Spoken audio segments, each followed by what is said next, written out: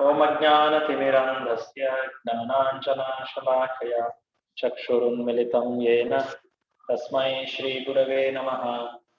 श्रीचैतन्यमनोभीष्टं स्थापितं येन भूतले स्वयं रूपकदा मह्यं ददाति स्वपदान्तिकं। वन्देऽहं श्रीगुरो श्रीयुतपदकमलं श्रीगुरून् वैष्णवांश्च श्रीरूपं साग्रजातं सहगणा रघुनाथान्वितं तां सजीवम् साद्वैतं सावधूतं परिजनसहितं कृष्णचैतन्यदेवं श्रीराधा कृष्णपादान् सहगणा ललिता श्रीविशाखान्वितांश्च। नमः ओं विष्णुपादाय कृष्णप्रेष्ठाय भूतले श्रीमते भक्तिवेदान्त स्वामिन्निति नामिने। नमस्ते सारस्वते देवे गौरवाणी प्रचारिणे निर्विशेषशून्यवादी पाश्चात्यदेशकारिणे। नमो महावदन्याय कृष्णप्रेमप्रदायते कृष्णाय कृष्णचैतन्य नाम्ने गौरद्विषे नमः। हे कृष्ण करुणा सिंधो दीनबंधो जगत्पते गोपेश गोपिका कांत राधा कांत नमोस्तुते। तप्त कांचन गौरांगी राधे वृंदावनेश्वरी वृषभानुसुते देवी प्रणमामि हरिप्रिये। वाञ्छाकल्पतरुभ्यश्च कृपा सिन्धुभ्यैव च पतितानां पावनेभ्यो वैष्णवेभ्यो नमो नमः। जय श्री कृष्ण चैतन्य प्रभु नित्यानंद श्री अद्वैत गदाधर श्रीवासादि गौरभक्तवृंद। हरे Krishna Krishna Krishna Hare Hare Hare Ram Ram Ram Hare Hare.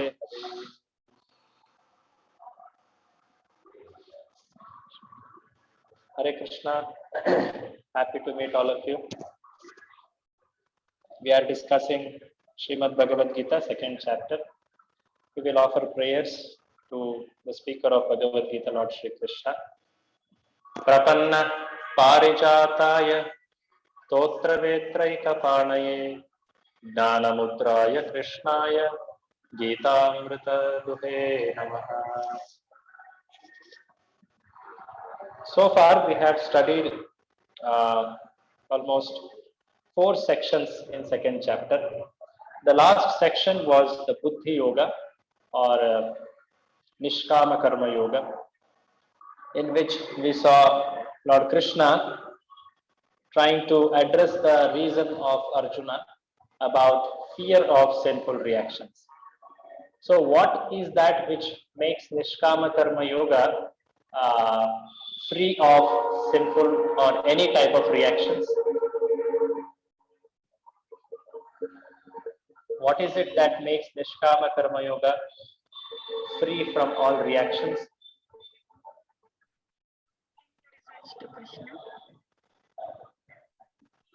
Hare Krishna.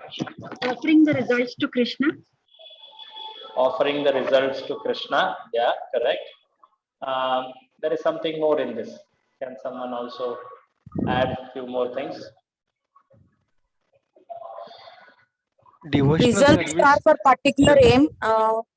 That is not, results are for particular aim, and we should not expect any result or any, anything from any result from them. The purpose is to do our work, but we should not expect any result, and we should offer it to Krishna. Correct. So the defining characteristic of Nishkama Karma Yoga, when compared to the earlier step, that is Sakama Karma Yoga, is not becoming attached to the results of actions. Okay, so we saw this in the earlier one of the purports where Prabhupada mentions that when a person is not attached to the result of action, or when he feels that he is not the doer of the action, then he is not affected by the reactions of that activity. So that is the defining thing in Nishkama Karma Yoga. Okay, in the Sakama Karma Yoga, the offering of results was there to Lord or Supreme, but there was not fully, there was some attachment also. There was something for oneself also. Yeah? So in Nishkama Karma Yoga, there is renouncement or no attachment to the results of actions. That is the defining thing. That's what frees one from sinful reactions or any type of reaction. So Krishna talks about it in that karmanyevadhikarasthi versa. What one can do and what one should not do. The only claim for the jiva is the activity. That is a bona fide activity. Best is if it is service to Krishna. Karma is the adhikara of the jiva. Karmani eva adhikaraste, not the phala. Karmanyevadhikaraste ma phaleshu kadachana, not the phala. And ma karma phala hetur bhur. He should not even think that he is the cause of the result of actions. And he should not desist. He should not refrain from performing the actions. Because he should not think he is the cause of results and he cannot enjoy the results. Natural tendency is, why should I do? So that's the natural tendency. So Krishna says, no, one should perform the activities. One should never refrain from performing his duties or prescribed activities. So Nishkama Karma Yoga, this was the main thing. And we saw so many benefits of it. Lord Krishna told about freeing oneself from bondage and getting established in Samadhi. That was the last verse, the concluding verse of Nishkama Karma Yoga. Now, taking it ahead, after Krishna mentions the word Samadhi, the perfectional stage, naturally Arjuna wants to understand. In fact, he wants to show it to the world some more aspects about a person in Samadhi. So he asks question in the 54th shloka. Prabhuji, we can show the shloka. I don't have screen share. Yes, Prabhuji, I'm opening it up. Yeah. This is 2.54. Who would like to read today? Hare Krishna, can I know? Yes, Prabhuji. Santosh. Arjuna uvacha Stitaprajnasya ka bhasha Samadhistasya Keshava Tadhi kim prabhasheta Kimasita pracheta kim. Arjuna said, "O Krishna, what are the symptoms of one whose consciousness is thus merged in transcendence? How does he speak and what is his language? How does he sit and how does he walk?" See, Arjuna is asking question about the person in Samadhi, one whose consciousness is thus merged in transcendence. Sthita Prajna. So one may wonder, what is this question? Sitting, walking, speaking, language. Is it some interview for some Mr. Universe or Miss Universe or like that? Why are they asking? Why is Arjuna asking questions like this? Sitting, walking, speaking. So Arjuna, being from a very devout Vedic practice tradition, he speaks, which means something very deep internally. So first thing he says is ka bhasha. Bhasha means bhashya. Bhashya means basically the symptom, the defining characteristic. So what are the symptoms of a person in Samadhi or Sthita Prajna? Sthita Prajna is the word used for person in Samadhi here. Sthita Prajna, Sthitadhi, Sthitadhir Muni. There are three, four words which come in this section. All mean the same. A person in Samadhi, who is fixed in transcendence. So what are his symptoms? Ka bhasha. That's the first question. Then prabhasheta kim prabhasheta. Prabhasheta means what he speaks. What he speaks. What he speaks doesn't mean the words, the language, or like that. What it means is when the world around throws dualities, and that's the very nature of this world, the dualities. Then what does his mind speak? How does he respond to the dualities? That is Kim Prabhashi. So that is the second one, second question. Then third question, Kim Asita. Asita means how he sits. Literally, it means how means what? How he restrains his senses and sits. बैठ गया बोलते हैं ना, मतलब वो कुछ कर नहीं रहा है. He is restrained, sits. How he sits, how he restrains his senses from engaging in this world, in whatever which he doesn't want to engage in. Then how he walks, Vrajeta Kim. Walking means he is using the senses more freely. He is engaging the senses in this world. How does he engage the senses? So 4 questions here. First one is, what are his symptoms? Second one is, how he responds to dualities.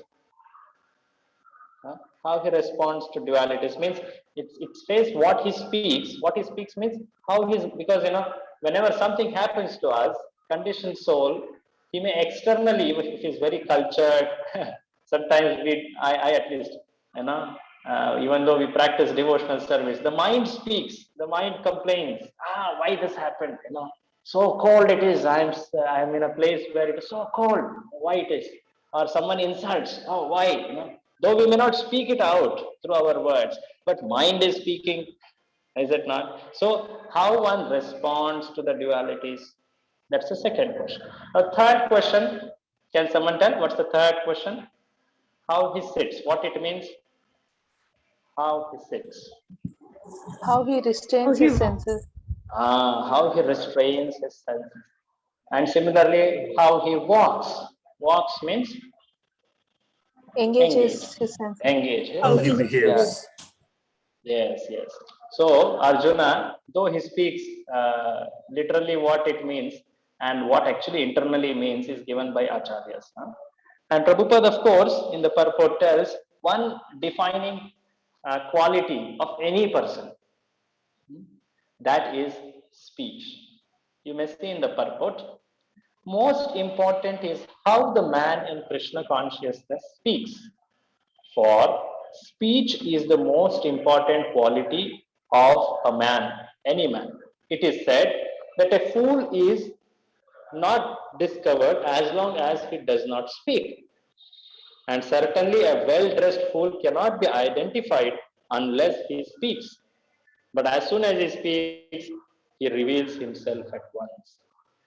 The immediate symptom of a Krishna conscious man is that he speaks only of Krishna and of matters related to him. Other symptoms then automatically follow. So Prabhupada is making something very practicable for us. So this symptom should be more seen for oneself, instead of seeing for others. Oh, this person, how much Krishna he speaks, how much he speaks about Krishna. Instead of that, let's see ourselves how much my speech is connected to Krishna consciousness. So this is very defining characteristic. In fact, in Chaturshloki Bhagavad Gita, Lord Krishna says this as the defining characteristic of his devotees, very advanced devotees. Machitta madgata prana bodhayanta parasparam. Bodhayanta parasparam. That's one of the quality. My devotees discuss about me, they talk about me. This is one of the defining characteristic of a very advanced devotee, which is there in the most important verses of Bhagavad Gita.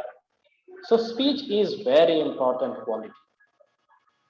How our consciousness is very much determined by how we speak, what we speak. So we all know that famous pastime in Bhagavatam when Rahugana did not understand who was the carrier of his palanquin.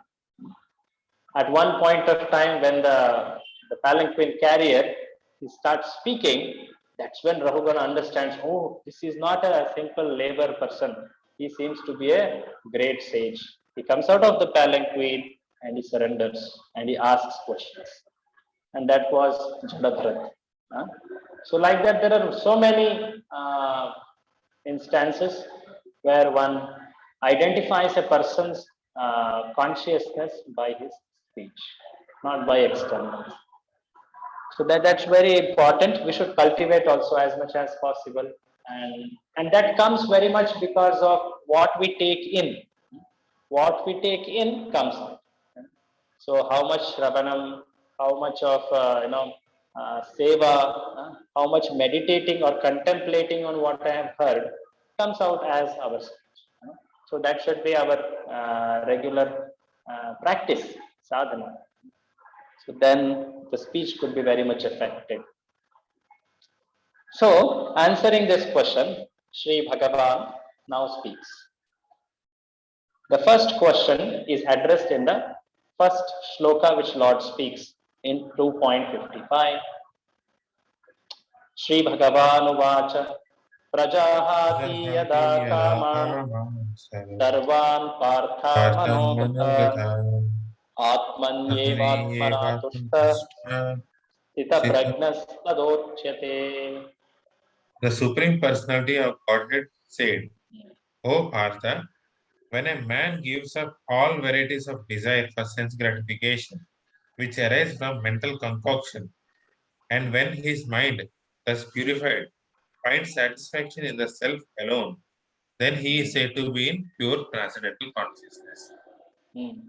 So can someone quickly point out one or two or three, whatever symptoms of Sthita Prajna from this translation itself? Gives up all varieties of sense gratification. Gives up all varieties of desire for sense gratification. That is also His mind is Which- purified. Yeah. He Mind is always thus satisfied. satisfied in self. Yeah, that's true. Good. So there are two important defining characteristics of Sthita Prajna mentioned here. First one is he gives up prajahati, all desires of sense gratification. Prabhupada has added that word. But actually speaking, these are desires which are born of mind. Manogatan kaman prajahati. The desires which are born of mind, which are for sense gratification, mental imagination, the imagination or the mental cravings for sense gratification, that desires are given up. That's the first symptom of Sthita Prajna. Very important. The desires, one cannot be without them. Once a person came to Srila Prabhupada and he told, ultimately one should become desireless. We should try to be desireless. Prabhupada replied to him that you are desiring to be desireless. So how can you say that you don't have desire? Even the intent to become desireless is also a desire. So a jiva can never be without desire. There has to be proper desires. If desire is not there, that means there is no consciousness. So the very nature of the soul is consciousness. And there is thinking, feeling, willing, which are the symptoms of consciousness. And there is desire, very much part of that, all of them. So desire will be there. We cannot take them away. That will be very artificial. But what is told here is manogatan kaman, the desires born of the impure mind, which is actually sense gratificatory desires. Essentially speaking, sense gratification is nothing but the desire of mind. Is it not? The mind which runs away after the sense objects. It's the mind which imagines that there is pleasure in the interactions between sense and sense objects, and the cravings for sense objects. So those desires are given up by Sthita Prajna. That's the first symptom. Very nice symptom. Second symptom, he is satisfied in self alone. This aspect comes very much in Bhagavad Gita, especially even in the fourth, fifth, and sixth also very much this characteristic comes. Atmani eva atmana tushta. So he is santushta within himself. He does not need external objects for his happiness. He has become an antarmukhi. So that is satisfied, self-satisfied. That's the second characteristic. So Prabhupada mentions the purport. He talks about how a person who is driven by mental concoctions, sometimes he may exhibit good qualities, but that is not consistent or that is not enduring, that cannot go for a long time because the mind is not fixed in Krishna consciousness. So he tells, you may note this, the Bhagavatam says that any person who is fully in Krishna consciousness has all good qualities of great sages, whereas a person who is not transcendentally situated has no good qualifications because he is sure to be taking refuge in his mental concoctions. Yeah. Consequently, it is rightly said herein that one has to give up all desires, all kinds of sense desire manufactured by mental concoction. So mental concocted desire should be, given up. Prabhupada also tells about how sense desires cannot be artificially stopped. One should engage in Krishna consciousness and cultivate right desires, spiritual desires that will elevate one. So the first question was answered in this shloka. The first question was, what is the symptom of a person in samadhi or sthita prajna? So two symptoms. Quickly, two symptoms. What are the two symptoms? Desire of mind for sense gratification is given up, Very and good. he's satisfied in self alone. Yes, very good. So these are the two defining symptoms of sthita prajna. So as we were saying, these are called lakshana or symptoms. These have to be there. These are like mandatory. Then only a person is called sthita prajna. Now there are little more details about sthita prajna. How do we understand this? So there is some second question comes into picture. What was the second question? How he responds to dualities, externally or internally. How his speech is, how he speaks. That's the codified word. But what it means is how he responds to dualities. So next two shlokas talk about it. So let us recite.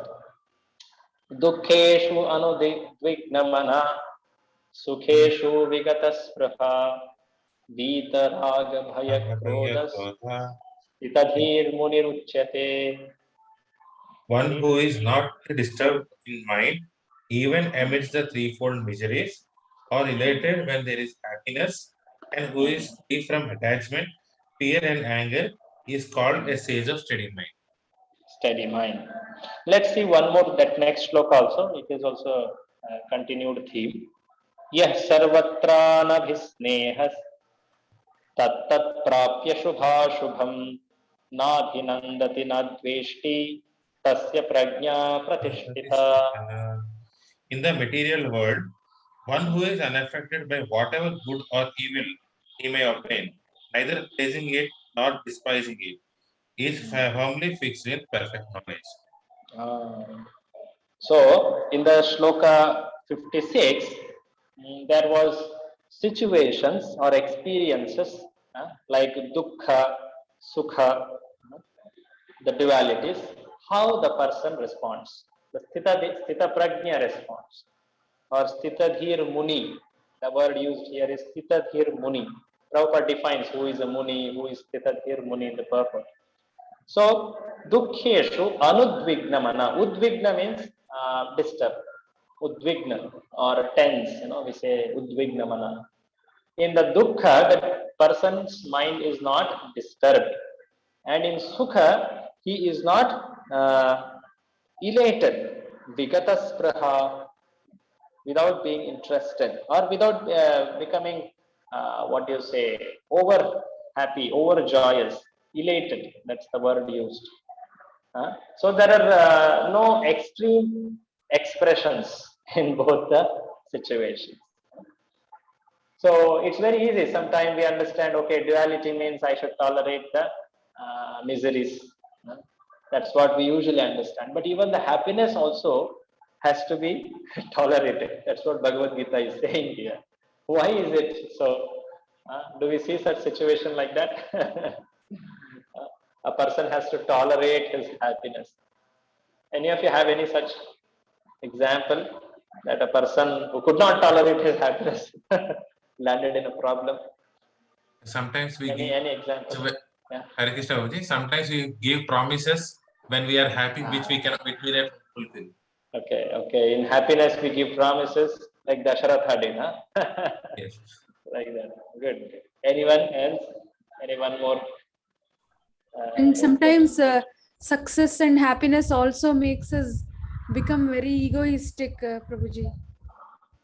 So Yes. we sort of put ourselves on the pedestal and think that we are the doer and take all the credit and completely go in the opposite direction without knowing how to take that positive thing that happened in our lives. Yes. Srila Prabhupada would always say that whenever misery comes in life, how devotee responds and how devotee responds when there are happiness or successes in the devotee's life. He would quote that shloka, Tatte nukampam susamikshamana Brahmaji's prayer. Essentially what it means is that when happiness comes, the devotee gives all credit to the parampara, to his spiritual master, to the Supreme Lord ultimately. And whenever there are miseries which have come, he understands that Lord is actually giving a token punishment. That famous pastime is there. A devotee came running to Prabhupada. I got my finger cut. I was doing a seva for Lord in the kitchen.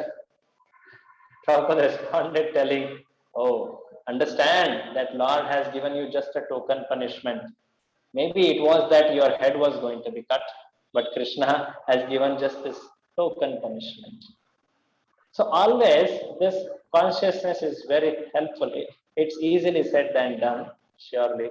But at the same time, it is very, very defining characteristic of a devotee. How a devotee responds when there are trying situations, tough situations. In the good situation, everyone behaves nicely. But what makes a devotee distinguished is how he behaves even when there are tough situations. Yeah, what defined Kunti Devi is her tolerance through her situations of life. Is it not? Or what defined people like Srila Prabhupada, how they underwent those dualities. Prabhupada told this. Krishna tested me twice. At first, he took away everything from me. And second, he gave so much, everything to me back. Both the times Krishna tested me. So it requires a great spiritual connection in the heart to respond to these dualities properly. Dukkheshu anudvignamana sukheshu vigataspраha. And Vita means to be freed. Vita, Raga, Bhaya and Krodha. Very interesting emotions which are always there for a conditioned soul. Raga, attachment. Bhaya, fear. Oh, I will lose something. Raga is something which is there in the present, is trying to hold on to it. Bhaya, Krodha, when things are taken away from him, he becomes angry. Raga, Bhaya and Krodha. So these are not present when dualities come. Such a person is called Sthitadhir Muni. Prabhupada tells in the purport that Muni is one who always gives a unique opinion, a unique, you can say a thought or a contribution, whatever. Muni means someone who doesn't agree with all the other previous Munis. But Sthitadhir Muni is different.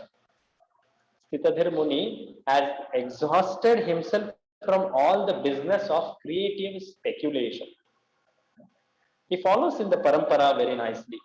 Prashanta Nishesha Manorathantara, the famous Yamunacharya's verse. So he is a Muni fixed in mind. That is explained. And little below Prabhupada explains about the Raga, Bhaya and Krodha in the purport. The 57th shloka is telling how when insults or praises are given to a Sthitadhir Muni, Sthita Prajna, how does he respond? Yeah, it says here, one who is unaffected by good or evil he may obtain. Yah sarvatra anabhisneha, without affection. Sneha means affection, anabhisneha, without affection. About Shubha or Ashubha, or Nandati or Dveshti. These are the two extremes.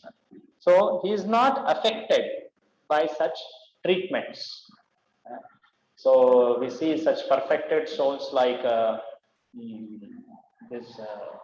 The example which comes in my mind is the Avadhuta Brahmana or Rishabhadev, who are very exalted, even Jadabharata also, or even Shukadev Goswami, who was reaching to Parikshit Maharaja's place, completely unaffected by praise or by insult, all of that. One should know that this section is talking about a perfected state, Sthitadhir Muni. And this is important to understand. We should know what is it that is there, what is the symptom of people in the perfected stage, and then try to follow in the footsteps, in the instructions of our Guru, what they emphasize. So here it is mentioned 56 and 57, how a person in Sthitadhir consciousness, Sthita Prajna consciousness responds to dualities. Basically, he is not affected. He is not disturbed from the dualities. Now, the next few shlokas, practically some 6 shlokas, I believe. Yeah, 6 shlokas, 58 to 63, talk about how Sthita Prajna controls his senses or restrains his senses, how he sits. And very nice analogy, Lord Krishna speaks about this restraining of senses. Let us read that. Yada samharate chayam kurmongani vasarvasha indriyani indriyartebhyas tasya prajna pratishtita. One who is able to withdraw his senses from sense objects as tortoise draws its limbs within the shell is firmly fixed in perfect consciousness. So, one who is able to withdraw his senses. Samharate. Samharate. So means he withdraws, winds up. Samhara means winds up. Samharate. So he is able to wind up his senses. Indriyani, indriyartebhyas. From the purpose of enjoying senses, enjoying with the sense object, the senses are withdrawn. How? Just like kurma angani iva sarvasha. Just like the tortoise withdraws its limbs, anga. So the defining characteristic of a tortoise is its shell, which is covered, and under which it withdraws its senses. The shell protects that tortoise from all external bombardments, and it takes protection under that shell. Prabhupada says, like that, a devotee, a person in Sthita Prajna consciousness should restrain his senses. So you may have noted this in a traditional temple. There are 2 tortoise carvings, one outside and one inside. Have you noted this? It's very much there in the temples in South.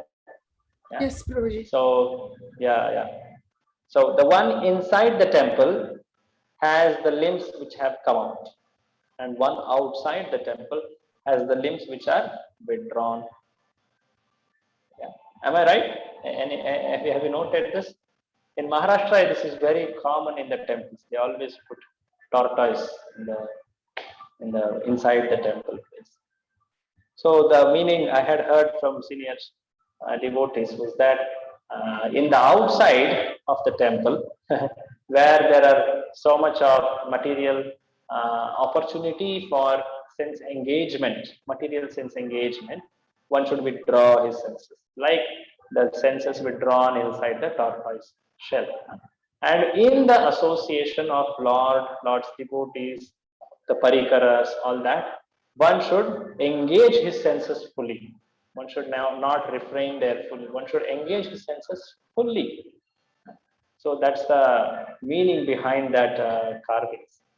So here, Prabhupada tells very nice purport. This is the test of a yogi or self-realized soul or a devotee is that he is able to control the senses according to his plan. The test of a devotee, yogi is able to control his senses according to his plan. Most people are servants of senses, directed by dictations of the senses. That's the answer to the question how yogi is situated. Situated means sitting. The senses are compared to venomous serpents. They want to act very loosely without restriction. The yogi or devotee must be very strong to control the serpents, like a snake charmer. Snake charmer, one who controls the senses. He never allows them to act independently. There are many injunctions in the revealed scriptures. Some are do's and some are do nots. Unless one is able to follow the do's and do nots, restricting oneself from sense enjoyment, it is not possible here to firmly fix in Krishna consciousness. The best example set herein is the tortoise. The tortoise can wind up or exhibit the senses when it wants. It's very interesting. When the tortoise wants, then the limbs come out, or when they go in. Similarly, senses of Krishna conscious persons are used only for some particular purpose of service of Lord and are withdrawn otherwise. So Arjuna is taught, hey Arjuna, now you have to engage your senses. Do not withdraw your senses. Arjuna was thinking to withdraw his senses here, where there is an opportunity for service for him in the battlefield. But Krishna is telling, this is not the place to withdraw, you have to engage your senses. Krishna Prabhupada is telling this. Keeping the senses always in the service of Lord is the example set by analogy of tortoise who keeps the senses within. Essentially speaking, we always need engagement for our senses. It's very important. One definition of bhakti given by Narada Muni is, how does it start? All the designations are sacrificed. Rishikesha Rishikena Sevanam. How does it start?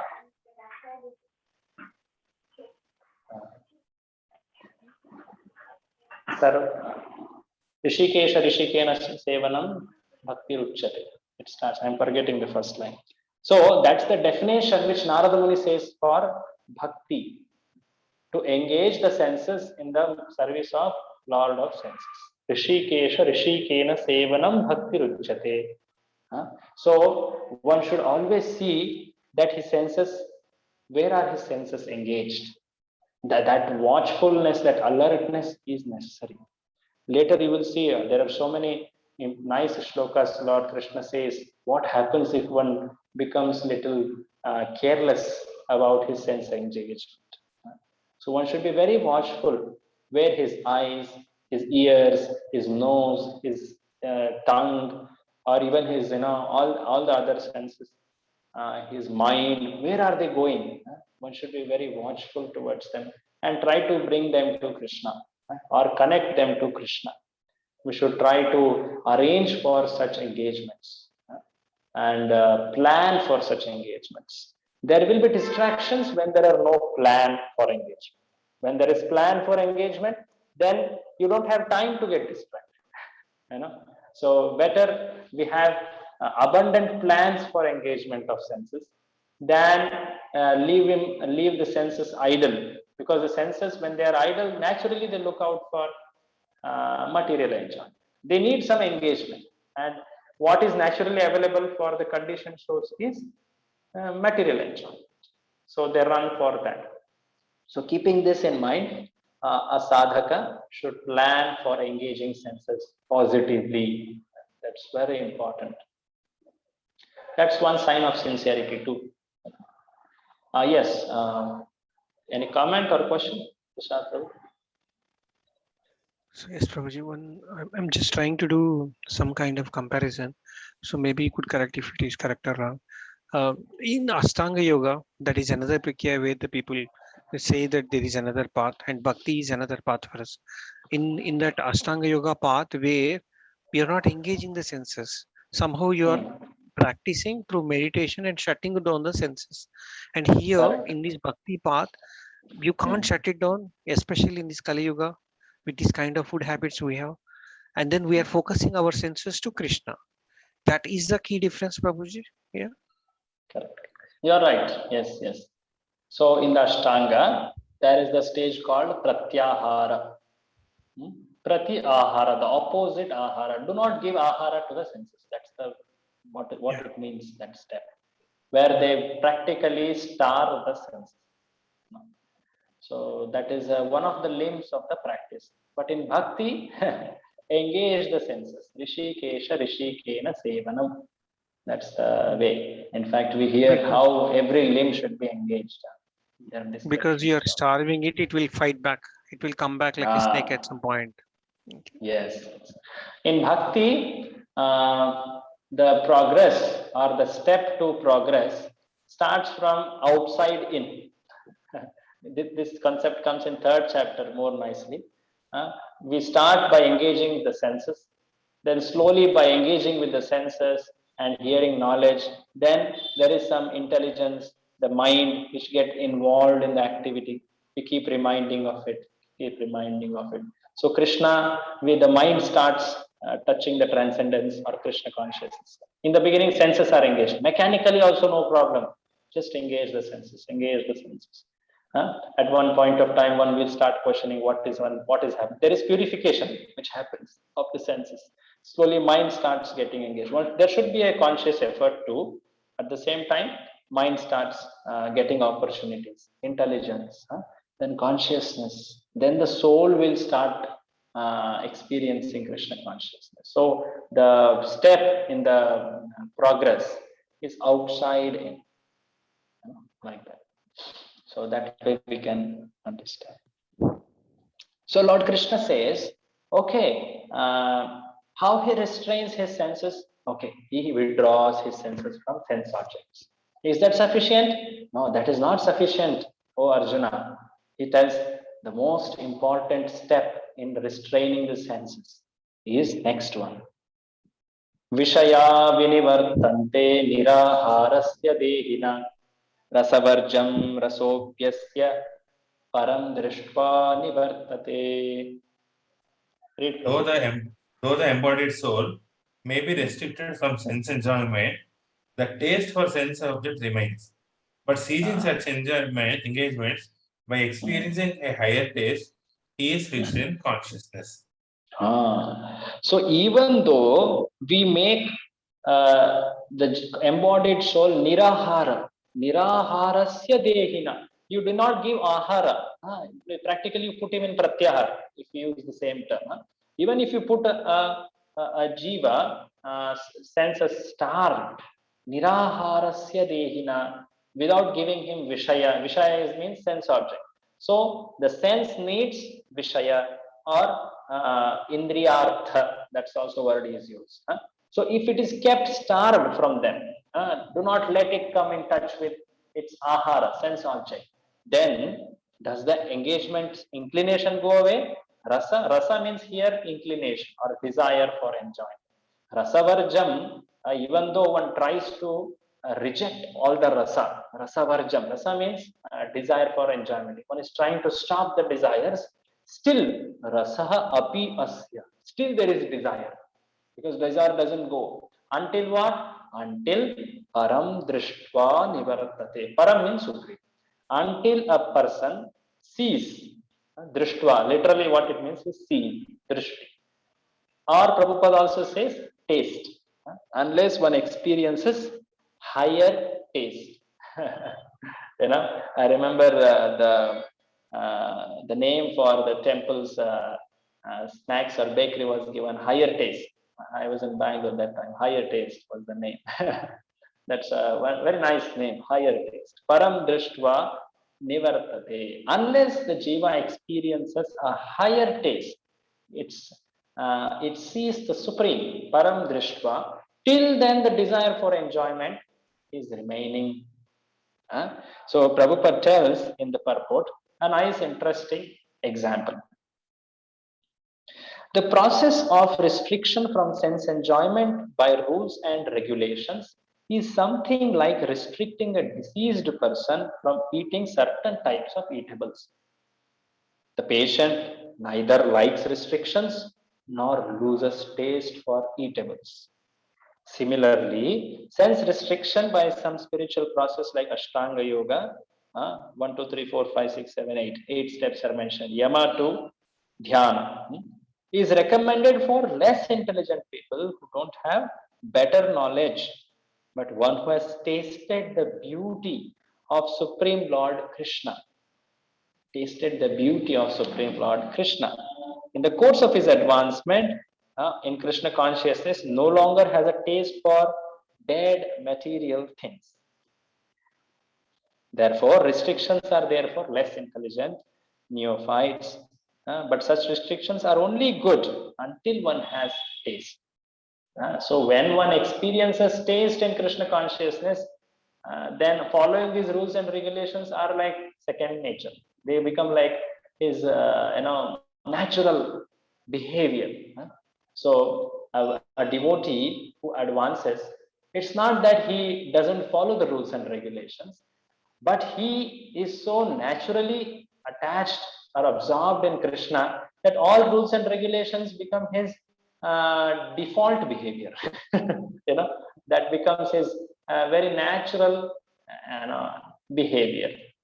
So he has a desire to see the Lord's darshan in the morning. So he gets up very naturally. He doesn't need to wake up like we sadhakas do to get up for Mangalarati or to go to the temple in the weekends or like that. So he doesn't have such regulation. The minds which are focused on regulations is withdrawn because of the natural attraction. This is bhava, or this is higher stage like prema.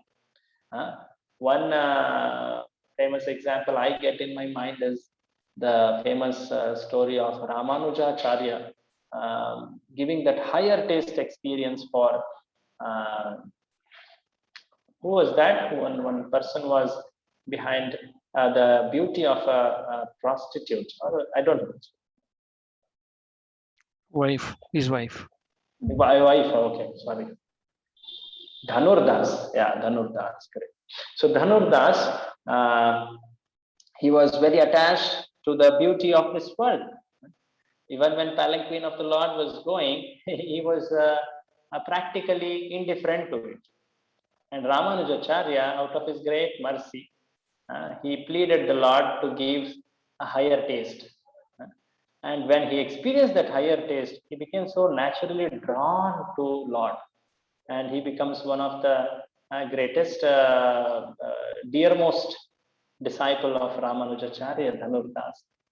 We see his great attachment to the Guru in several pastimes later. So the point is, we all practice Krishna consciousness to develop that attraction.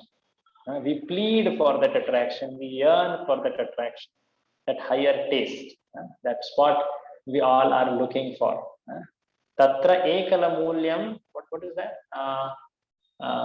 Janma koti sukrutirna labhyate. Krishna bhakti rasa bhavita mati. Means let me get that kind of an attachment. If it is going to be gotten by spending so much of money, I am ready to do, I am ready to give everything. So this desire, this greed for attaining such attraction to Lord is the price to attain the Lord. That's the meaning of this shloka. Laulyam api ekala mulyam. That laulya is the price. The laulya for attaining that taste, that attraction. So Lord Krishna essentially is telling that this person in Sthita Prajna consciousness has attained that higher taste. due to which the sense restraint is very natural for him. It is not a great struggle for him. So we sadhakas, we have to follow the rules and regulations, and we pray for, we yearn for, and we do everything which is needed to attain that higher taste. That is what is explained.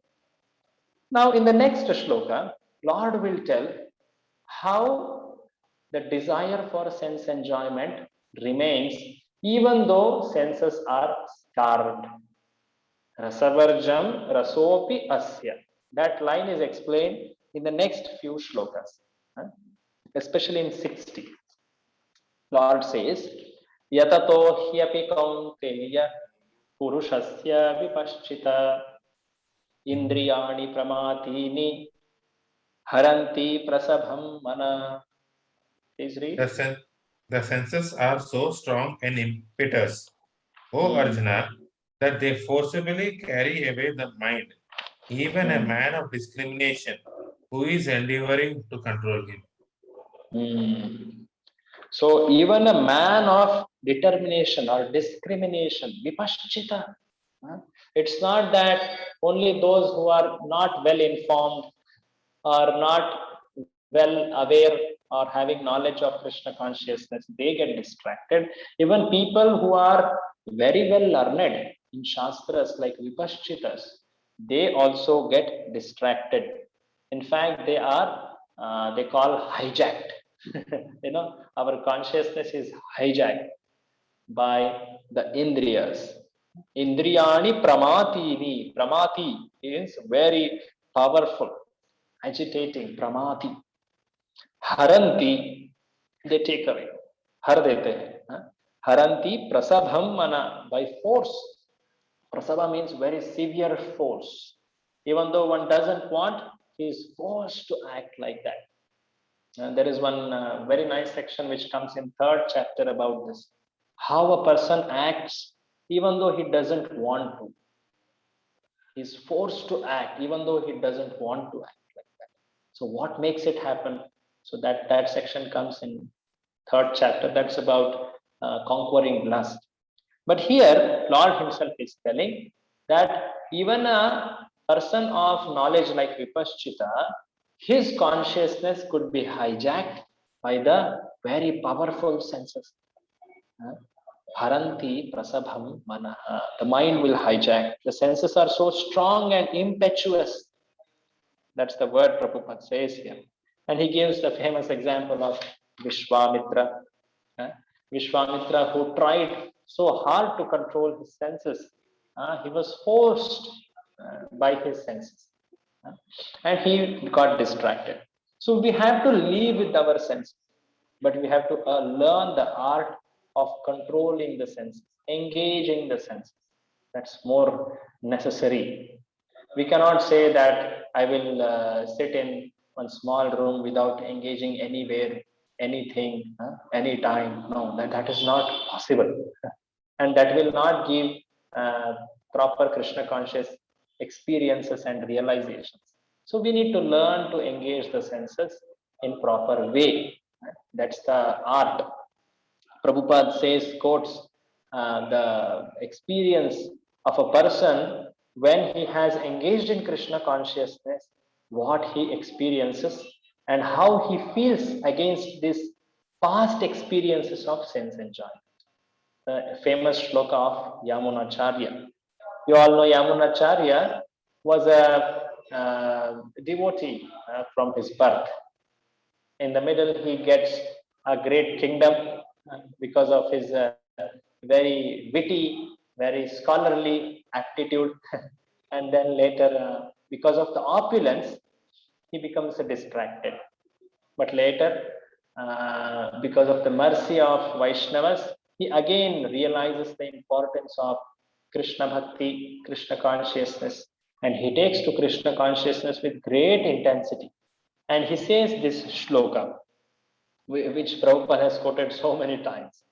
Yadavadhi mama cheta Krishna padara vinde navanava rasadhaman udyatam rantumasit tadavadi batanari sangame sparyamane bhavati mukhavikara sushtu nishtivanam cha. From the time my mind has engaged in Krishna consciousness, it has taken refuge in Krishna consciousness, in the Krishna's lotus feet, Padaravinda. That time onwards, it has started experiencing ever new mellows, ever new happiness. Nava Nava Rasa. Dhaman Yudyatam Rantumasi. And whenever there is a flashback of how the experience of the sense enjoyment, the height of it is the union between man and woman. Nari Sangame Smaryamani. When such past experiences flashback comes, when such a flash of thought comes in the mind, because such experiences were there in the past, that purva samskaras, when they come in the mind, then now my mind, which is delighting in Krishna consciousness, it feels disgust at such past experiences and it spits at that thought. Bhavatu mukha vikara, with the curled distaste. Prabhupada would quote this so often. My face at once turns at it and I spite with disgust. Prabhupada used that word, spite, spit at that thought. So this is the experience of a person who has tasted the supreme, param drishtva nivartate, who has experienced the higher taste. That all the material sense enjoyments become tasteless for him, disgusting for him. So this is the the testimonials of those who have succeeded. We all look for some testimonials or reviews. Is it not? How has been the experience of a person who has gone to this hotel or who had gone to this place before doing it, or he has shopped this item, whatever. So here is the review which Prabhupada is quoting of Yamunacharya. How has been his experience? How is his review? So after telling this, Lord Krishna, for the very first time, he tells Arjuna in Bhagavad Gita, very first time, that this higher taste, parandrishtva, how will you attain, Arjuna, do you know? When you fix your consciousness in me. He uses this word me for the first time here. What it means is, he is telling that I am supreme, you serve me, then you will engage, you will experience that higher taste. So that direct instruction, Lord Krishna says in this shloka. That's the point. Oh, yeah. Prasad, you have a question? Yes, Prabhu. Good question. Sorry, I did not notice. That's okay, Prabhuji. See, we are talking about having higher taste, but like just started this process. So the Namaruchi and all that, it's not experienced at all. So we should have hope that we will experience at some point, and then we should practice. Yeah. Yes. That's That all. hope is very much important. See that hope. How will we develop that hope? There Yeah. are so many Right. examples. When we see living models, when we see people who are sincerely practicing, relishing certain amount of that Namaruchi, all that aspects of Vaishnavism, other two aspects also, then we develop that hope. So Chaitanya Mahaprabhu in the Chaitanya Charitamrita, there is so much of such hope expressed. Narottam Das Thakur says, Krishnadas Kaviraj Goswami says, there is no person who is greatly sinful than me, but if I can attain your mercy, then everyone can. That's the hope which our acharyas give. So we should always be hopeful that Asha Bandha should always be there. When that hope goes away, then there is nothing left for any person, for that matter, in any aspect of life. Hope is very important.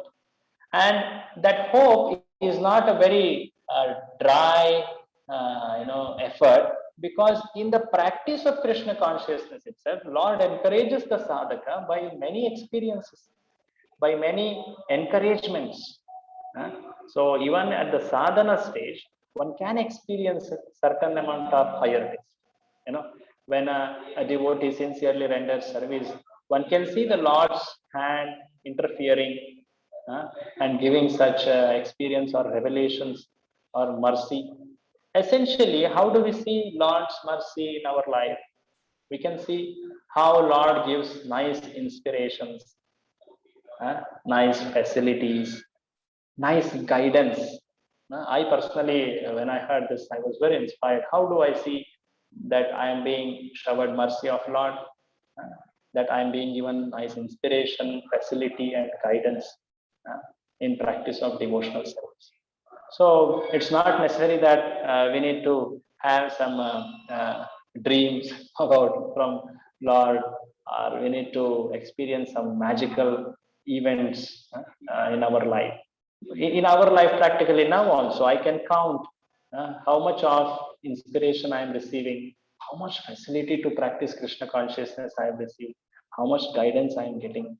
These are actually mercy of Lord, which is coming.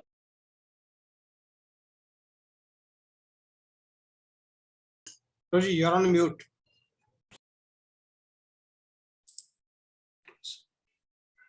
Am I audible? Yes, Now Prabhu. you're back, Prabhuji. Yeah, some call came. So that way we can experience mercy and one can be hopeful. It requires some contemplation and seeing the hand of the Lord, how he is reciprocating in my little insignificant attempts of devotional service too. So that way one can be hopeful. In good association, in good contemplation, one can be hopeful. Is that helpful? Yes, Prabhuji. Thank you very much, Prabhuji. Okay. So now Lord says that higher taste could be attained, O Arjuna, if you fix your consciousness in me. The word used is mat para. This word mat comes very much in the middle 6 chapters of Bhagavad Gita. But here, the first drop of bhakti is there in the 2nd chapter given in this shloka. Tani sarvani samyamya yukta asita matpara vashehi yasyendriyani tasya prajna pratishtita.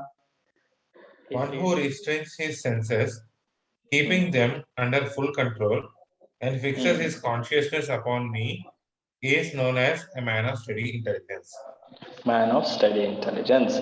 So one should restrain senses and fix consciousness in me. Both are very important, have to be very consciously cultivated. One cannot go only one side. Both have to be cultivated. Restraining the senses. Sarvani samyamya and yukta.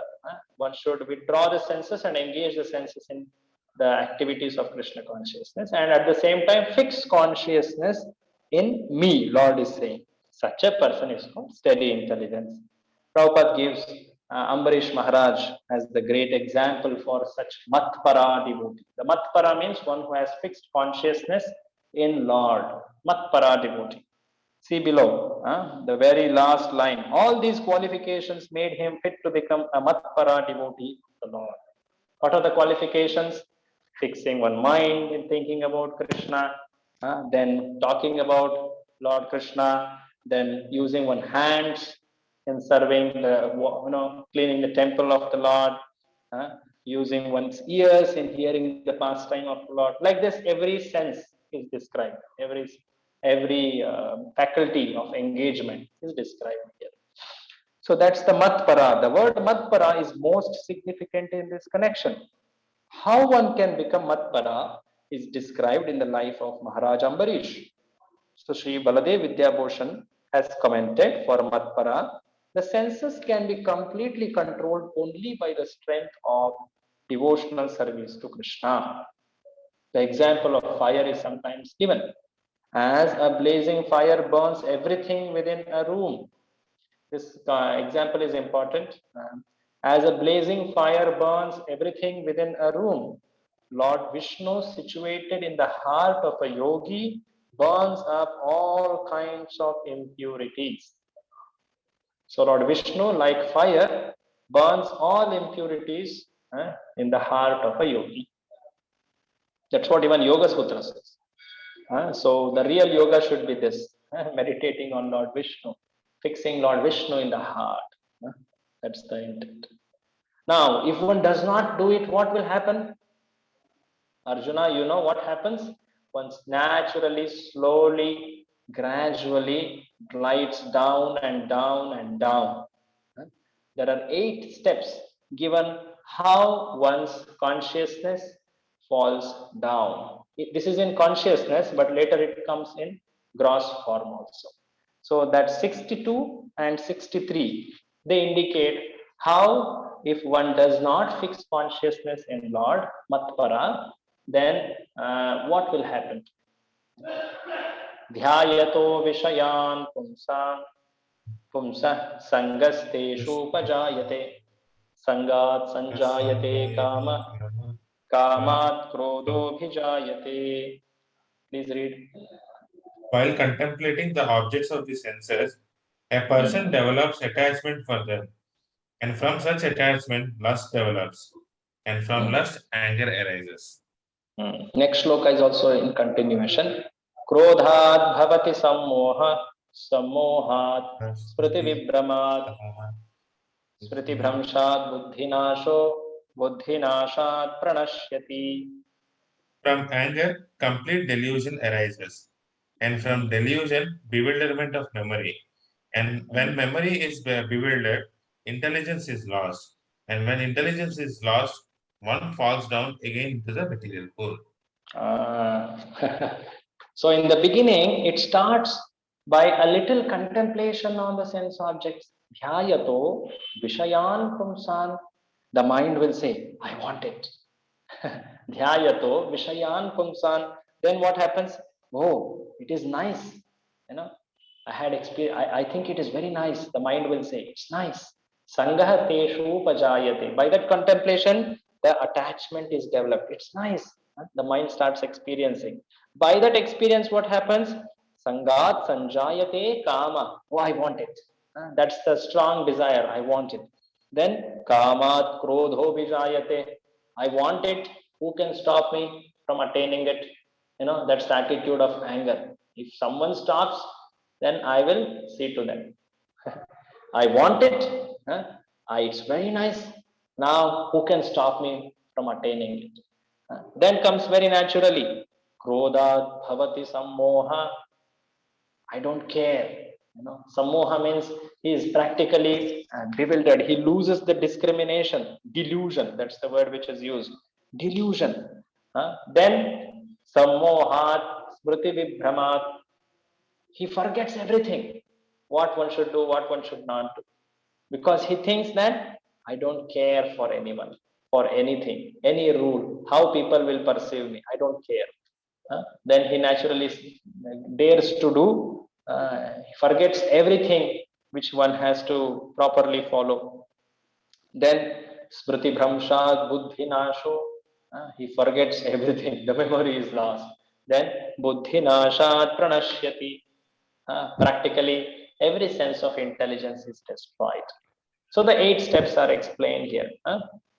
Dhyayato, then Sangat, then Kamaha, then what else next?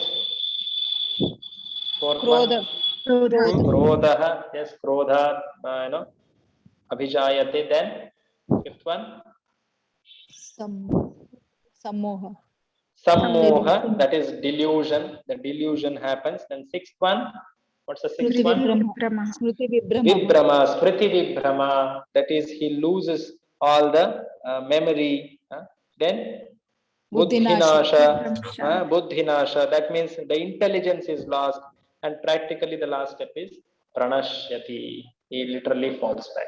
And after that, what follows is a detail only. Because already these steps have happened, so it's just a matter of detail how it comes into the visibility of all others. So one should be very much careful about how my contemplation is going. One should try to see as much as possible to stop such flow of thoughts in their initial stage itself. Very important. Dhyayato vishayan pumsam. From there it starts. It all starts with that small contemplation. Like we say, it all starts with that small crack. The whole dams could be broken if the cracks are not cared. So one should plan enough, in fact, abundant engagements for senses, not to leave scope for contemplating on sense objects. One should plan. In fact, one should always have, so many things to do that he always has some things in pending list. It's good to be a little loaded in that manner than leave the mind idle. Surely, one should not go to the mode of panicky or stressed out. But what we mean to say is, do not leave the mind idle. Idle mind is devil's workshop, as it says. So Prabhupada says, nice example for how a person who is like Shiva. This example is Prabhupada says so many times. Lord Shiva against Haridas Thakur. Sometimes Prabhupada makes the comparison of Vishwamitra against Haridas Thakur. So here he has made against Lord Shiva. Lord Shiva, we all know that Parvati once went and asked for union, and Lord Shiva, he agreed for that desire. But when Haridas Thakur was, tempted in the similar way, what was his reaction? That shows the full Krishna consciousness. A sincere devotee of the Lord shuns all material enjoyment due to his higher taste for spiritual enjoyment in the association of Lord. That is the secret of success. So Lord is very clear. Prabhupada is clearly mentioning the shunning of enjoyment desires. So one who is not therefore in Krishna consciousness, however powerful he may be in controlling senses, he is surely ultimately to fail, for the slightest thought of sense pleasure will agitate him to gratify his desires. Yeah, and in the next purport also, Prabhupada talks about artificial renunciation, Falgu Vairagya, which is nothing but externally one stops engaging the senses, but one doesn't engage the senses positively. He has stopped the negative engagement of senses externally, but he has not engaged the senses in the Hari Sambandhi Vastuna. That's the word which is used in actions or in things related to Lord Hari. So that's called as Falgu Vairagya. Yeah. Now in the 64th verse onwards, Lord will answer the 4th question of Arjuna. Let us review. The 4 questions of Arjuna were, the first question was, what are the symptoms of Stita Prajna? Ka Bhasha, that's the word, for which one shloka was told. 2 symptoms mentioned. One was, anyone remembers? What was the symptom? Desire of Prabhuji. mind. Yeah, sorry. Yes. Go ahead. Prajahati yadaha. Give up desires which are arising from mind for sense gratification. Second symptom, Finds satisfaction in the self alone. very good. Atmani eva atmana tushta. Very nice. All of you are able to map. So that's the first question. Now, second question was how he speaks. Prabhasheta kim, which means how he responds to dualities, for which we practically saw how he is not disturbed, he is not anudvignamana, even in dualities he is not affected. Anabhisneha, that word we saw.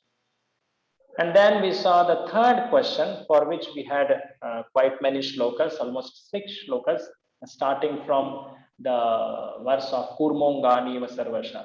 The third question was what? How does he restrain his senses? How does he How sit? does he restrain his senses? How does he sit? How does he restrain his senses?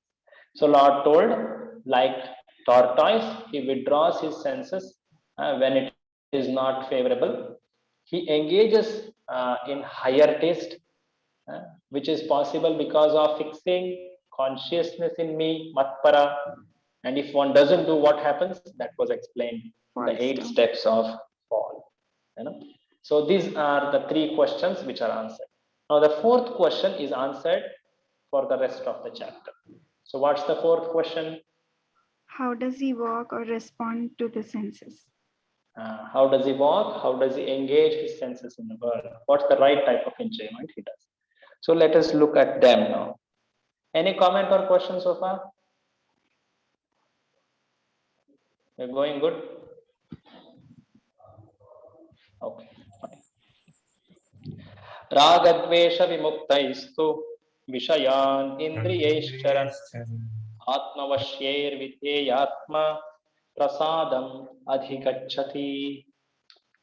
But Yes, a person free from all attachment and aversion and able to control his senses through regulative principles of freedom can obtain the complete mercy of the Lord. So essentially, when a vidheyatma means one who has nicely followed the rules and regulations, the principles of freedom, regulative principles of freedom. Vidheyatma, such a person, he can engage indriyas in vishayan indriyaishcharan. He is able to engage his senses properly, and by such engagement, which is devoid of raga and dvesha, by that he will attain prasada of the Lord. Prasada means the kripa of the Lord, the mercy of the Lord. So Prabhupada writes below in the purport, few lines below, to act or not, therefore to act or not to act is within his control, because he acts only under the direction of Krishna. This consciousness is the causeless mercy of Lord, which the devotee can achieve in spite of his being attached to the sensual platform.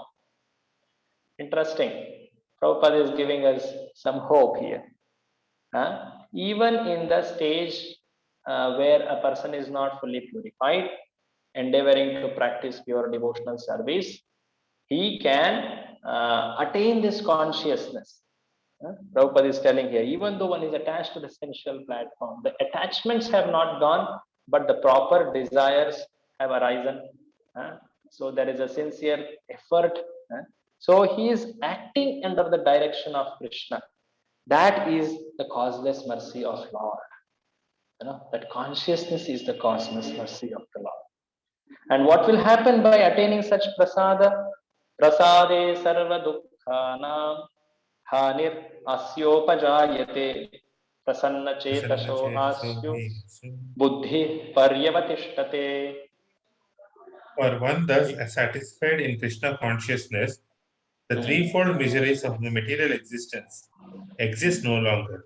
In such satisfied consciousness, one's intelligence is soon well established. Well established. So when one attains such prasada, prasade sarva dukkhanam hani, when such mercy of the Lord has been attained, then all the dukkhas are destroyed. What it means is, there could be an external situation of misery, but there is no internal reception. What it means is, we say, no, this pain is inevitable, but suffering is optional. Means the person may be in the situation where there could be a great misery, but because he has attained the prasada of the Lord, he is not affected at all. He is undergoing such great situations of misery, but internally he is not affected by them.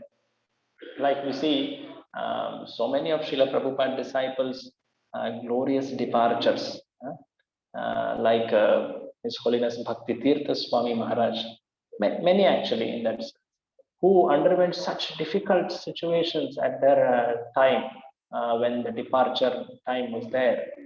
They had such terminal disease, so much of pain, but the experience of theirs, if we hear, it's completely opposite.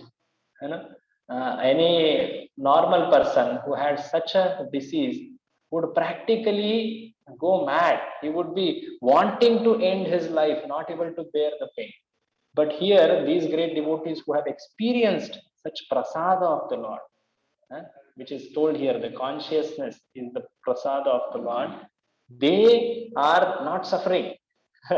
In fact, they are experiencing great joy because they are seeing that as an opportunity to serve Lord, to remember Lord. They are going closer to the Lord. So one can see this practically in one's day-to-day Krishna consciousness around with sincere devotees of Lord. So he doesn't experience dukkha. And in such a prasanna chetasaha, buddhi paryavatishtate. Earlier there was buddhi nashat pranashya. Now here he is telling buddhi paryavatishtate. The mind becomes, the intelligence becomes very steadily situated because he has attained that consciousness of proper actions. To follow the order of the Lord. So that is the prasanna chetaha and buddhi paryavatishtate. And if one doesn't attain this prasada, what will happen, Arjuna? That is told in the next shloka. Okay. Someone else would like to read from here and the translations? I can read it, Prabhuji. Okay, ठीक है. नास्ति बुद्धिर अयुक्तस्य न चायुक्तस्य भारत न चाभावयतः शान्तिर् अशान्तस्य कुतः सुखम्. Read. One who is not connected with the Supreme in Krishna consciousness can have neither transcendental intelligence nor a steady mind, without which there is no possibility of peace. And how can there be any happiness without peace? How can there be any happiness without peace? Lord is telling, how can there be any happiness without peace? It's a rhetoric. Question is telling there cannot be any happiness without. There cannot be proper intelligence, buddhi, nor bhavana. So ayukta means one's senses which are not connected. One who is not connected with the Lord. In the earlier we saw about prasada, which is attained by the that is nothing but mercy of the Lord. That shows the strong connection with the Lord. But if one doesn't have such connection with the Lord, ayukta, is not engaged in Krishna consciousness, he cannot have buddhi, proper buddhi. Na asti buddhi and na asti bhavana. Nacha bhavana. Bhavana means mind here, or proper emotions. When there is no proper, the emotions or mind, then there cannot be shanti, no peace. And when there is no shanti, how can there be happiness? Because shanti is predefining requisite, for the happiness. So Prabhupada tells, if one is not in Krishna consciousness, this is very interesting. If one is not in Krishna consciousness, there cannot be a final goal for the mind. If one is not in Krishna consciousness, there cannot be a final goal for the mind, because mind is always in the material platform wavering. Disturbance, this is a very nice statement. Disturbance is due to want of an ultimate goal. And when one is certain that Krishna is the enjoyer, proprietor, and friend of everyone and everything, then one can, with a steady mind, bring about peace. Okay, so mind should be fixed in Krishna consciousness. The anchor should be at the lotus feet of Krishna. So that is very important. Otherwise, one will be very disturbed. And what will happen if one is not properly fixed in Krishna's lotus feet, which is told earlier? That is told in 67. Indriyanam hi charatam yanmano nu vidhiyate tadasya harati prajnam vayurnavam ivam bhasi. Right? We will go down, Prabhuji. The computer is just freezing up, Prabhu. I don't know why it's not Okay. showing. I can open mine. Yeah, I can open mine. Yeah, it came up. Okay, as a strong wind sweeps away a boat on water, even one of the roaming senses on which the mind focuses can carry away a man's intelligence. Ah. So if the anchor is not properly put, then the wind will take away the boat. You know, so the anchor has to be proper. That's why the lotus feet of Lord, that's where one's mind or consciousness should be. One can engage in the world, but one's consciousness or mind should be firmly holding on to the lotus feet of Lord. That's our anchor. So if one is not, then indriyas which are roaming, charatam, which are roaming,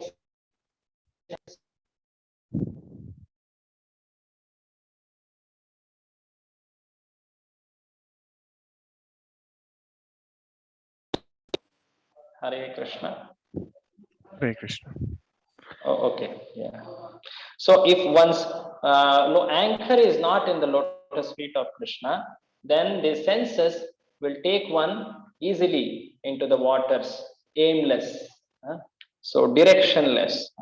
So like that, the senses can, on which the mind focuses, can carry away a man's intelligence. Very important. Something related to the earlier section also, how an unengaged mind, even though senses are restrained, can harm a person. Right? So after this, Krishna is giving tasmad, therefore, tasmad yasya mahabaho nigrihitani sarvashah indriyani indriyartebhyas tasya prajna pratishtita. Read.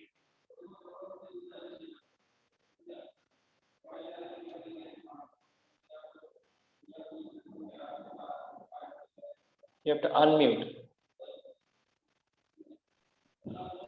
Okay. Therefore, O mighty armored one whose senses are restrained from their objects is certainly of steady intelligence. So one whose senses are restrained from their objects is of steady intelligence. So you restrain your senses, O Arjuna, engage them in my orders. That way you will be fixed in your intelligence. Tasya prajna pratishtita. So Lord has given here tasmat. Tasmat means therefore. He has given a clear conclusion here. And what follows little ahead is some more description of Sthita Prajna. In one sense, Lord has ended the answer for the fourth question. But little more he will explain with few details from the 69 to few more shlokas. So 69, it clearly, the verse number 69 clearly shows the position of a Sthita Prajna or a spiritualist against a person who is in material consciousness. The sphere of activity, the field of activity is entirely different, like day and night. What is day for one is night for other. Means when a person is awake, when a spiritualist is awake in his performing spiritual actions, for those spiritual actions, the materialist is sleeping. When the materialist is awake, performing material actions, for those material actions or the field of activity, spiritualist is sleeping. So there is a day and night analogy which Lord uses in the 69. Yanisha sarva bhutanam tasyam jagrati samyami yasyam jagrati bhutani sanisha pashyato mune. Read. Okay. What is night for all beings is the time of awakening for the self-control.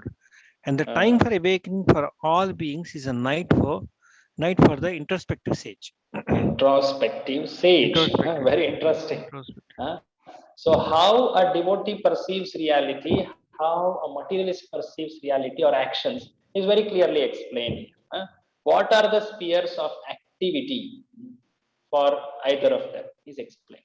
Prabhupada says there are two classes of intelligent men. One is intelligent in activities, material activities for sense gratification. Other is introspective and awake to the cultivation of self-realization. So activities of introspective sage are night for persons who are materially absorbed, and materialistic persons remain asleep in such a night due to their ignorance in self-realization. So the day and night analogy, that's what Prabhupada is explaining here. So after this, Lord says, next, and a very interesting analogies actually are coming here. Shloka number 70. Apuryamanam achalah pratishtam samudramapa pravishanti yadvad tadvad kamayam pravishanti sarve sashantim apnoti nakamakami. Read. A person who is not disturbed, okay, Uh, by the innocent flow of desires that enter Incessant. like Yeah. incessant flow of desires that enter like rivers into the ocean, which is ever being filled, but it is always still, can alone achieve peace, and not the man who strives to satisfy such desires. Such desires.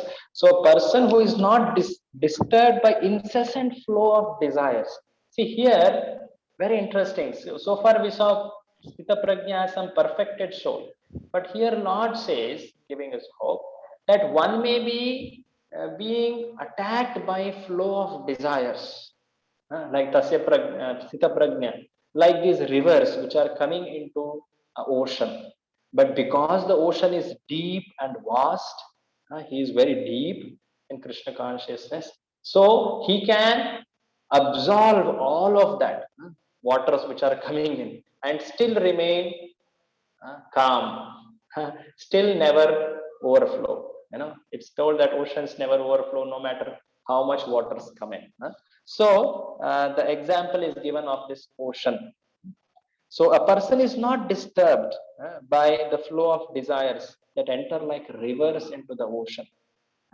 So he can achieve peace, not the man who strives to fulfill those desires. Na kama kami, one who not fulfilling the desires. So Prabhupada writes, although the vast ocean is always filled with water, it is always, especially during the rainy season, being filled with much more water because so much of waters come in. But the ocean remains same, steady, it is not agitated, nor does it cross beyond the limit of its brink. That is also true of a person fixed in Krishna consciousness. Very nice statement next. As long as one has the material body, the demands of the body for sense gratification will continue. As long as one has the body. The devotee, however, is not disturbed by such desire because of his fullness. He is full in Krishna consciousness. A Krishna conscious man is not in need of anything because Lord fulfills all his material necessities. Therefore, he is like the ocean which is always full in himself. So basically what it means is there could be desires which come in the mind, not favorable for Krishna consciousness, but it depends on how he responds. So the devotee tolerates, he doesn't act on these desires, but instead he tries to fill himself with spiritual desires, spiritual activities, plans to engage the senses more in spiritual activities. So that is necessary in sadhana stage. So Lord continues, Vihaya kaman yah sarvan pumam charati nispraha nirmamo nirahankara sashantim adhigachati. Read.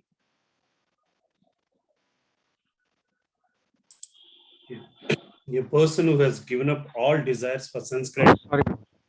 who lives free of desires, who has given up all sense of proprietorship and is devoid of false ego, he alone can attain real peace. Hare Krishna.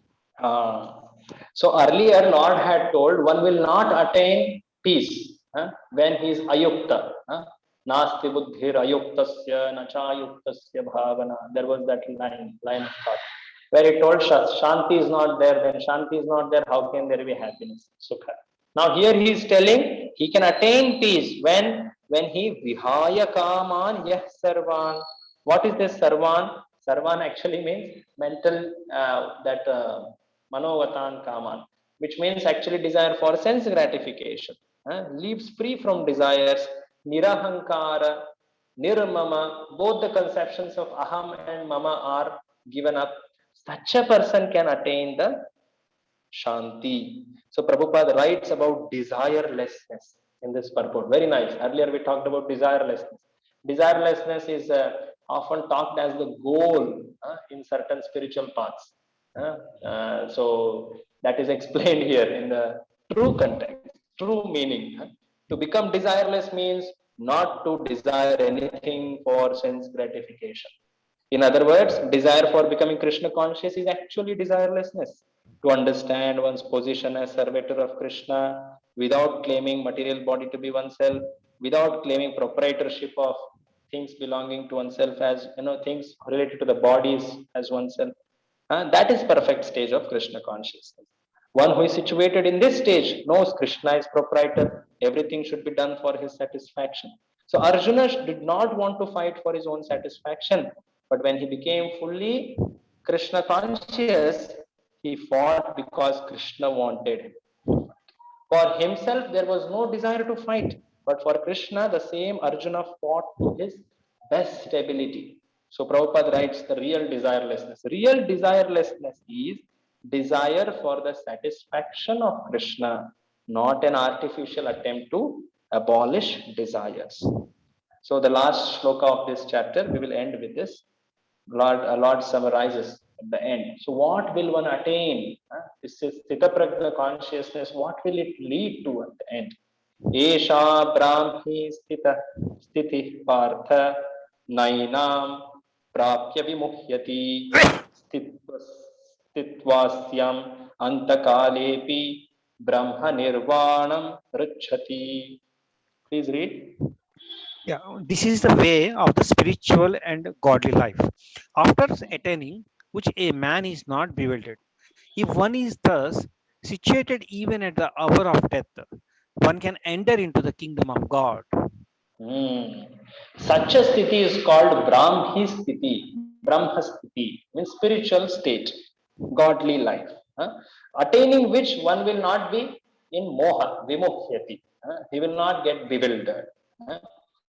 So at the end of life, when he is in this consciousness, Antakalepi, he will attain the Brahma Nirvana, that is spiritual destination, kingdom of God. So Prabhupada explains Brahma Nirvana means actually it is spiritual world. He explains it here. So the very last purports, as we earlier saw, they practically sum up the whole chapter.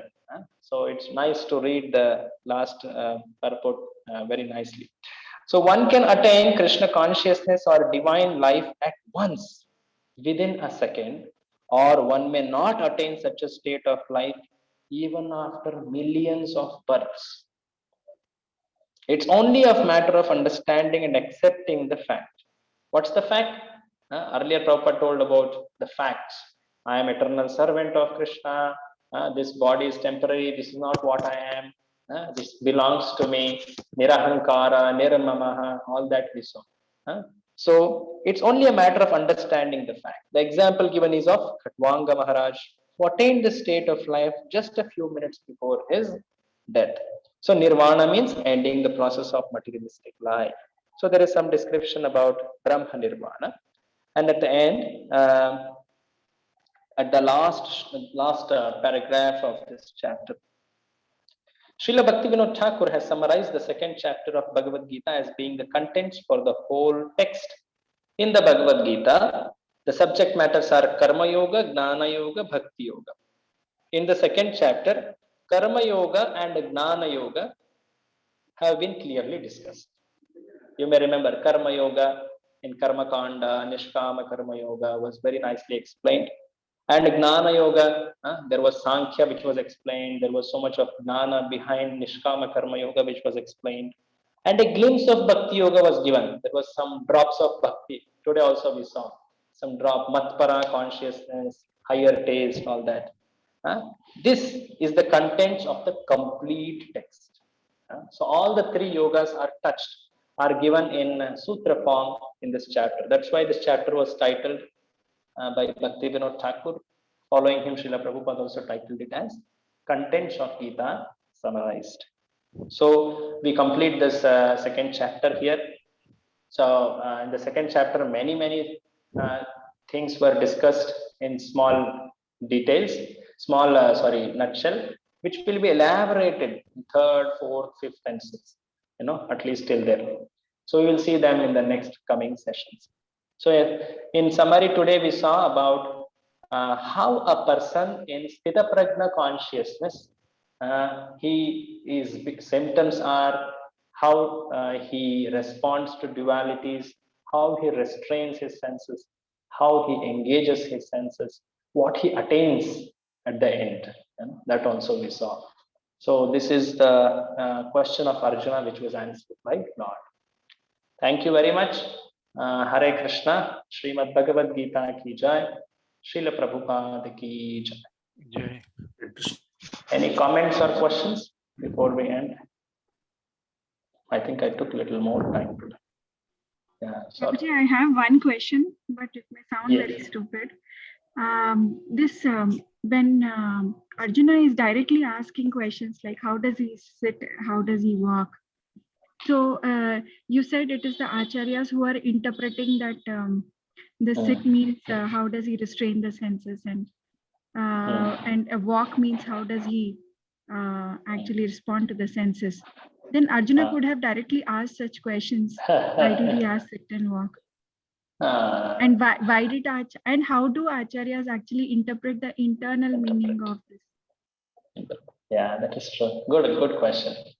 Actually, the conversations in a cultured Vedic setting are quite different than what we usually have experience of.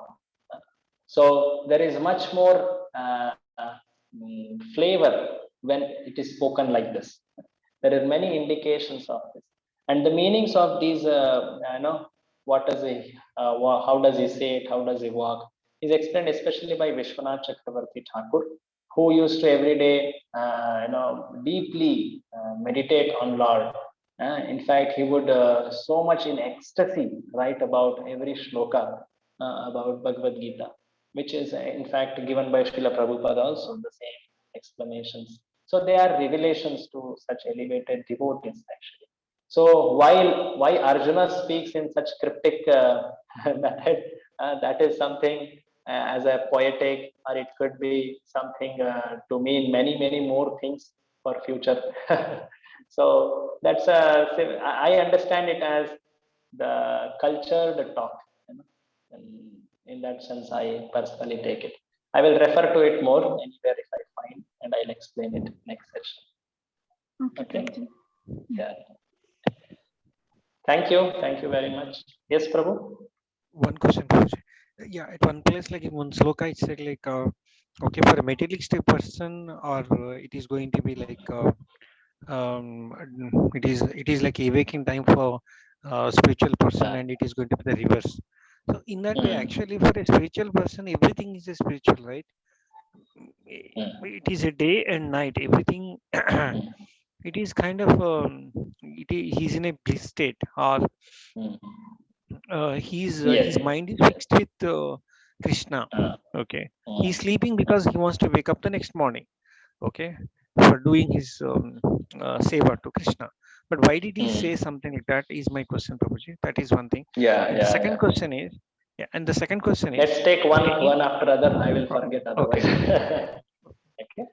So the first question, a nice question actually. Why does there is a distinguishment for a spiritualist? Everything is his sphere of activity. So there are two energies of the Lord. Actually, this is a concept which comes in 7th chapter, but nonetheless, the answer can only be explained with that topic. So there are two energies, internal and external energy. And Jiva, being marginal energy, he can be engaged in either of them. Internal energy, by very nature, makes one aware and conscious of Krishna. External energy, one has to make that connection very deliberately to Krishna. Just like for a pure devotee, he's seeing. When he sees some material sense object, he sees that as an energy of Krishna. That connection he makes, very naturally he makes, but that connection is made. But when he sees the deity of Lord, he spontaneously erupts in love and jumps to serve that deity. He goes, he dresses, decorates, many things he does. At the same time, when he sees the nature, when he sees many other aspects of material energy, which are not in internal energy of the Lord, then he appreciates that they are energy of the Lord. But there is a difference in his response. Do you agree? So the external energy surely is an energy of the Lord, but there has to be a deliberate attempt to connect it to Lord. So seeing this, but when the materialist, when he sees external energy, he wants to delight in that. His whole trust and faith is that if he engages in external energy, if he engages his senses with the sense objects, that will give him happiness. That is the source of happiness. That's his faith. But when a devotee, when he engages in the material world, he engages because there is a need of the situation, the duty is there, like that. But his faith is not, the faith about happiness is not in material interactions. Though he sees them as something, as energy of the Lord. So there is that distinguishment which is made, and that distinguishment is based on how much a devotee is advanced. Now, like for simple example, a pure devotee can be Krishna conscious at any place. But for a sadhaka like myself, for me, when I visit temple, when I visit association of devotees, I become Krishna conscious. Is it not? And for me, it's very difficult to be Krishna conscious at other places. So that is very clearly there for a sadhaka. And a pure devotee, though he's Krishna conscious everywhere, but when he comes in the direct interactions with the Lord, in the spiritual energy of the Lord, there he fully engages his senses. Is it not? He fully interacts his senses in that atmosphere. So for him, that is the atmosphere where his senses are fully engaged. In the other atmosphere, he sees the connection to the Lord, but he doesn't engage there. His faith for happiness is not there. He will show something different. Pure bhakta. Okay, pure bhakta shows some difference. Yeah, pure bhakta shows difference. Though he sees Krishna everywhere, he shows difference in how he acts. That's what essentially. And for sadhaka, this is more evident, is it not? For a practicing stage, it is more evident in that sense. So for him, day and night is very stark. Like that.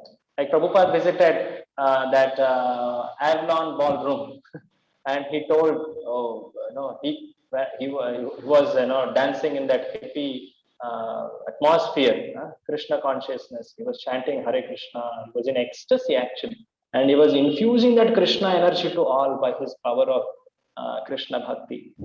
But he at the end, when he was leaving, he told that this is not a good place for a brahmachari, or for that matter, any devotee. He told that because not everyone can make that connection, can be so purely connected in every situation of this world. So that has to be made at the sadhaka stage. So what is my advancement? Where can I experience or perceive Krishna very favorably? One has to be honest with it. And where it's very difficult for him, he should understand this is not my realization. I cannot see Krishna here. So better one position oneself where one is one's Krishna consciousness is favorable, and cultivate his practice there. That's application. Is it helpful? Yes, Prabhuji, I understood. Okay. Yeah. Anything more? Yeah, in this chapter, except one place, like remaining, Krishna is telling everything so indirectly. But Prabhupada is giving in everything in Krishna consciousness in puppets. But if you see the direct meaning as it is, except one place, like he's saying that, like, okay, think about me, okay, focus on me, something like that. One sloka he said. Remaining all, he's just telling indirectly in very generic way. It's because he's keeping this bhakti in future chapters. Yeah. Correct.